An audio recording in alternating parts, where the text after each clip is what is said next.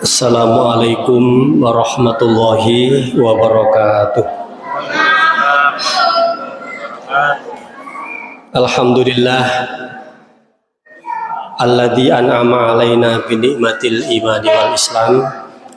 Asyhadu an la ilaha illallah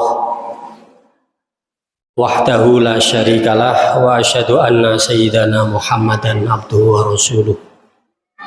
Allahumma sholli wa sallim wa barik ala sayyidina Muhammadin wa ala alihi wa sahbihi ajma'in, amma ba'd. Para jamaah Masjid Syafi'ul Ummah yang insyaallah dirahmati, dimuliakan Allah Subhanahu wa taala. Alhamdulillah, saat yang berbahagia ini kita dapat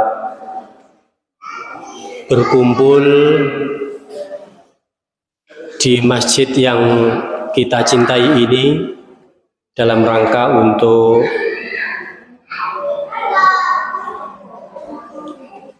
melaksanakan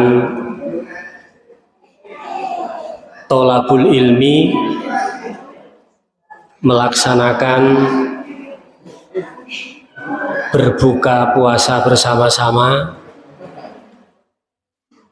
Mudah-mudahan pertemuan kita ini senantiasa mendapatkan ridho dari Allah Subhanahu wa ta'ala. Yang kedua, sholawat dan salam mudah-mudahan selalu terlimpah kepada junjungan kita Nabiullah Muhammad sallallahu alaihi wasallam. Bapak Ibu, adik-adik yang berbahagia, puasa Ramadan sudah kita laksanakan insya Allah sudah 3 hari. Mudah-mudahan 3 hari yang kita laksakan ini Allah catat sebagai ibadah yang diterima. Sebab hakikat ibadah itu tujuan akhir kan diterima di sisi Allah. Sehingga ada ibadah itu yang makbul, ada ibadah yang sebaliknya mardud. Makbul itu diterima, tapi kalau mardud itu ditolak. Ya kenapa kok ditolak? Ada alasan-alasan tertentu. Kenapa kok diterima juga ada alasan tertentu. Bahkan tidak hanya puasa, seluruh ibadah kita ini mesti ada 2 kemungkinan. Kalau diterima itu ya Masya Allah luar biasa sulitnya, ya. Karena syarat diterimanya ibadah itu 1 harus ikhlas. Padahal pekerjaan ikhlas itu sangat berat. 1, untuk ikhlas harus mencontoh Rasulullah.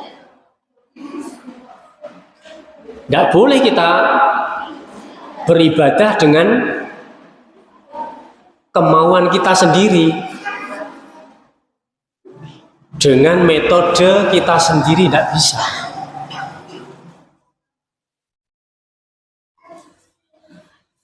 Sehingga apapun yang harus kita kerjakan dalam ibadah ada contohnya.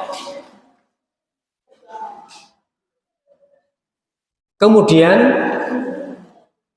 ketika kita berusaha untuk nafsu kita yang kita jalankan, wes saya menurut begini, saya akan buat aturan yang lebih baik dari mereka, ya pasti tertolak. Makanya salah satu harus mencontoh Rasulullah. Yang paling terkenal adalah sholat misalnya. Sholat itu mencontoh siapa sih? Shollu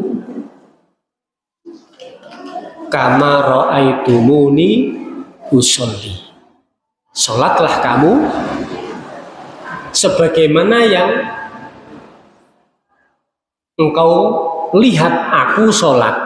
Itu harus melihat Rasulullah. Makanya kita mencontoh para ulama. Para ulama mencontoh para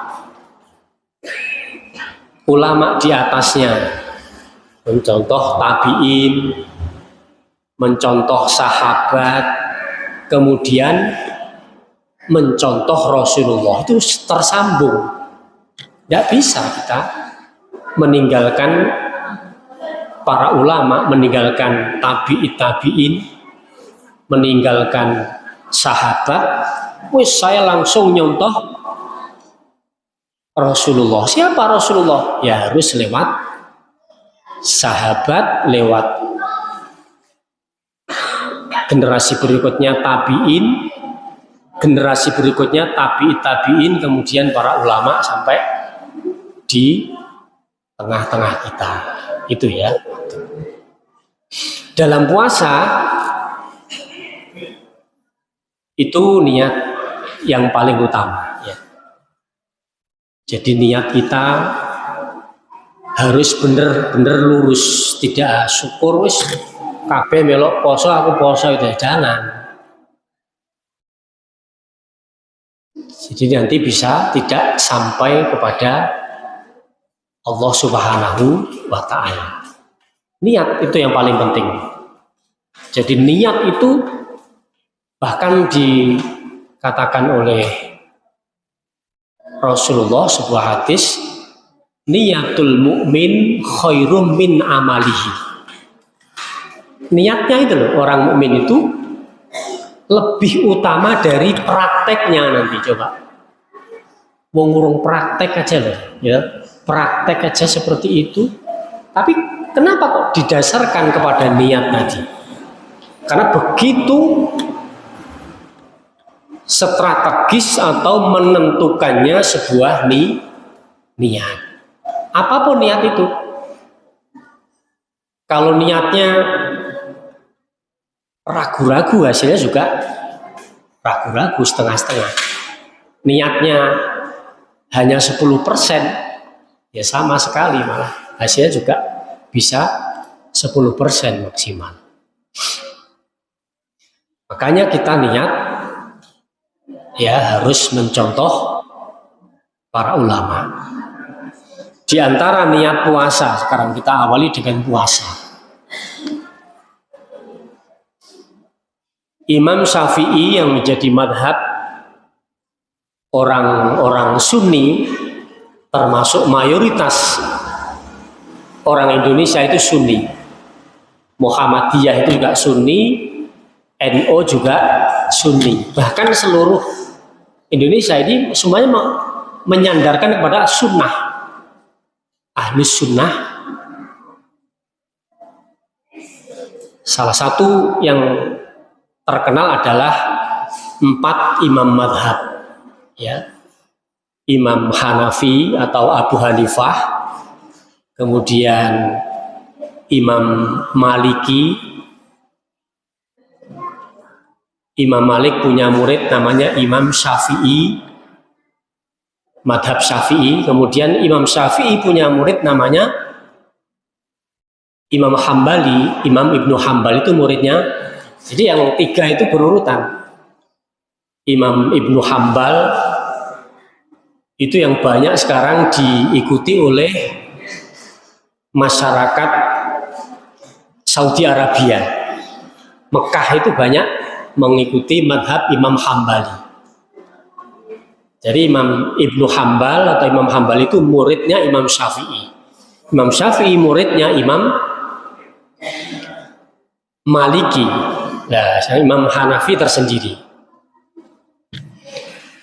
Menurut Imam Syafi'i, niat puasa Ramadan itu harus malam hari.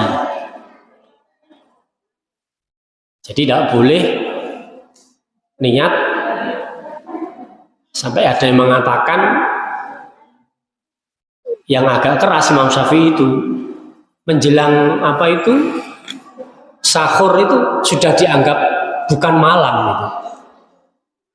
Jadi yang dikatakan malam itu ya garisnya ya taruhlah jam 12 malam. Jadi mulai jam 1, 2, 3 itu dianggap pagi sudah. Itu yang paling istilahnya keras gitu. Jadi niatnya harus sebelum jam 12. Tapi ada yang agak longgar, sudah ada apa. Yang penting jangan sampai melewati waktu subuh. Itu Imam Syafi'i tiap malam. Tapi kalau Imam Hanafi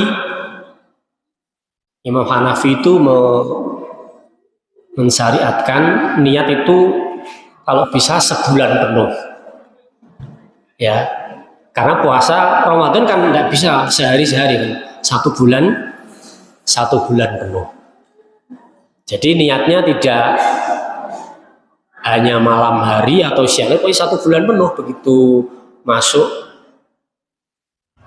Ramadan malamnya langsung niat. Jadi saya itu ya ajak panjenengan untuk niat 1 bulan penuh ya. Tirukan kula nggih. Ayo. Bismillahirrahmanirrahim. Nawaitu sauma Ramadana fi hadhihi sanati lillahi ta'ala.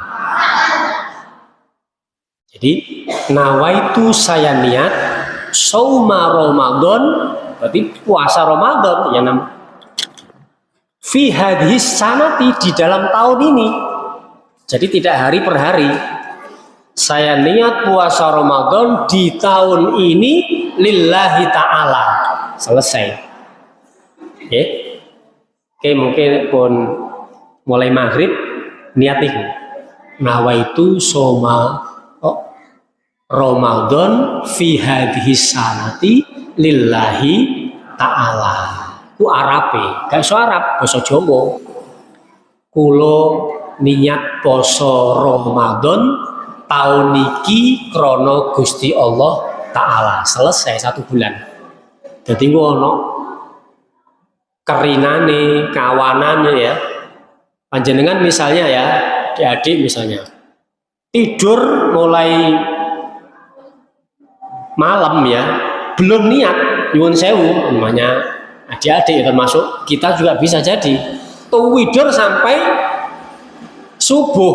Nah, itu belum dikategorikan niat itu kalau Imam Syafi'i. Harus niat malam. Makanya kita diajari oleh para guru-guru kita niatnya habis sholat tarweh kan gitu. Tidak lupa. Walaupun niat itu di dalam hati. Ya, minimal bismillahirrahmanirrahim tok pun sah. Gak usah nyebut Ramadan, sesuk poso, ulang niki dak penting bismillah, menyengaja poso sudah sah. Jadi gitu. Jadi tidak harus melulu bahasa Arab, enggak usah. Jadi itu niat penting. Jadi Imam Syafi'i tiap-tiap malam, tiap hari. Tapi kalau Imam Hanafi 1 bulan penuh. Ya. Bapak Ibu, adik-adik yang berbahagia, Ramadan itu sudah kita tahu sangat-sangat istimewa. Tapi sudahkah kita membuat istimewa bulan ini? Makanya ulama juga mengajarkan, mumpung masih awal-awal, ayo memberi atau membuat kebiasaan yang luar biasa. Misalnya, biasanya tadarus bisa jadi tadarusnya setahun sekali misalnya. Ya langsung dimulai biar semangat. biasanya zikir ya, apapun zikirnya, kita mulai berzikir. Zikir pagi, zikir siang, zikir sore, zikir malam, kan banyak itu. Misalnya sedekah, mulai, walaupun hanya sedikit boleh ya, walaupun 1 biji kurma ibaratnya, silakan. Usahakan tiap hari misalnya bersedekah. Termasuk sedekah yang tidak pakai dana, biaya, mendoakan orang lain, itu sudah ibadah itu. Utamanya orang yang kita benci. Nggih. Kita kan punya musuh kadang-kadang ya. Oh, musuh galak lah. Punya orang yang tidak kita senangi, kita doakan udah. Aku karo iku jian wis tak mangkel aku wis. Aku wis ndak didoakan. Nah itu istimewa itu. Sebab salah satu akhlak yang mulia itu adalah memaafkan orang yang mendolimi kita. Nek orang tidak mendolimi kita maafkan itu biasa, gitu. Memberi orang yang medit, memutuskan kepada kita biasa. Tapi kalau menyambung orang yang menyakiti kita, itu baru istimewa. Itu Ramadan kita awali. Membuat gebrakan-gebrakan pribadi sehingga kita mendapatkan Ramadan betul-betul istimewa. Karena puasa itu hakikatnya, Ramadan itu mendidik kita untuk satu, peduli kepada orang lain. Bukan lapar kita sendiri, kita sudah biasa merasakan. Coba kalau misalnya yang lapar itu orang lain, yang sakit orang lain, kita bayangkan diri kita yang sakit, kita menjadi orang yang lemah lembut kita katakan. Sebab orang itu sifatnya manusia itu ya keras hati. Manusia itu sifatnya dendam. Itu udah biasa. Orang kok dendamnya luar biasa. Biasa menungso apa ya. Sampai sing ngarani dendamnya ngalahi setan. Wajar menungso. Ya kan? Tetapi apabila dia berusaha membersihkan dirinya, itu menjadi luar biasa.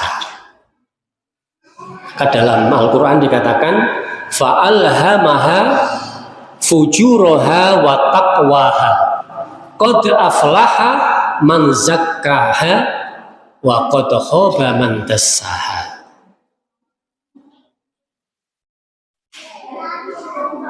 Beruntung punya sifat mampu membersihkan dirinya dari sifat-sifat yang buruk. Kita sadari kita itu kan sifat-sifat kita yang kurang baik kan banyak sekali. Coba terapinya orang-orang yang mau membersihkan diri ditulis. Aku itu punya sifat sombong, punya sifat dengki, punya sifat iri, kan begitu tak? Ya kepingin bersih kan begitu. Punya sifat tamak, punya sifat zalim, semena-mena, ya tak? Itu mau tidak mau kita seperti itu. Kemudian kita hapus dengan sifat pemaaf. Wis apa wae sing duwe salah karo aku, saya maafkan, saya doakan mudah-mudahan Allah merahmati dia. Kemudian aku sifat sombong, saya akan rendah hati. Kemudian ketika saya punya sifat iri, kalau ada orang menerima nikmat, saya malah senang bersyukur, ya Allah, dia kok tambah sukses misalnya ya, kok tambah banyak hartanya dan sebagainya, kita senang, sudah senang, dilatih begitu. Ketika punya sifat hasud ya, kalau hasud itu sudah cerita kepada orang, kalau belum cerita kepada orang itu masih sifat hanya iri saja. Iri lihat temennya, tetangganya, orang lain punya nikmat, itu iri. Tapi kalau sudah cerita kepada saudaranya, yo kayak lo, bajunya api-api ya, paling itu kredit ya, itu berarti sudah hasud. Itu orang terima koncone siji, ono koncone yo, itu Mbak Yu, kalau sudah montore anyar, paling yang paling didit tuh ya, itu sudah hasud, nggak boleh itu. Itu kita perangi, khususnya bapak-bapak, sangat sulit, gitu. Rasani koncone itu sulit. Kalau enggak, maksudnya kan, nah ibu-ibu biasanya kan enggak, gitu. Anak koncone loro biasa, wis katanya Pak Amin, annaso imun, posore oso, gitu. Orang golek konco, jangan. Jadi puasa begitu, bukan sekedar lapar, haus, tidak mendatangi pasangan, itu tidak ada itu. Itu biasanya puasanya orang awam itu. Allah tidak butuh seperti itu ya. Kam min so'imin laisa lahu min qiyam min siyamihi illal ju'i wal atos. Berapa banyak orang yang puasa nanti hasilnya cuma lapar dan haus saja, tidak dapat apa-apa. Karena dia tidak menjauhi dari sifat yang membatalkan pahala puasa. Puasanya sah, tapi tidak dapat pahala. Cakap kurang 1 menit, ya. Alhamdulillah. Monggo saat ini kita donga bareng-bareng, ya. Ayo adik-adik, khususnya niat berbuka puasa. Monggo. Bismillahirrahmanirrahim. Kok nawa itu sama gotin? Allahumma laka sumtu wa ala rizkika aftartu birahmatika ya arhamar rahimin. Karena wis minum ada doanya lagi, dhahabadz dhama'u wabtallatil uruq wa thabatal ajru insyaallah. Amin. Artinya apa? Allah telah menghilangkan lapar dan haus. Ya, kurang 1 menit berarti ya. Ya. Jadi jadwal itu Indonesia itu khususnya itu sebetulnya sudah ada toleransi 2 menit. Ada 2 menit ya. Jadi kalau panjenengan kok kurang 1 menit buka saja ini sudah boleh. Untuk jadwal Indonesia itu biasanya sudah ada toleransi 1 sampai 2 menit. Gitu. Pun monggo saniki pun cekap. Assalamualaikum warahmatullahi wabarakatuh.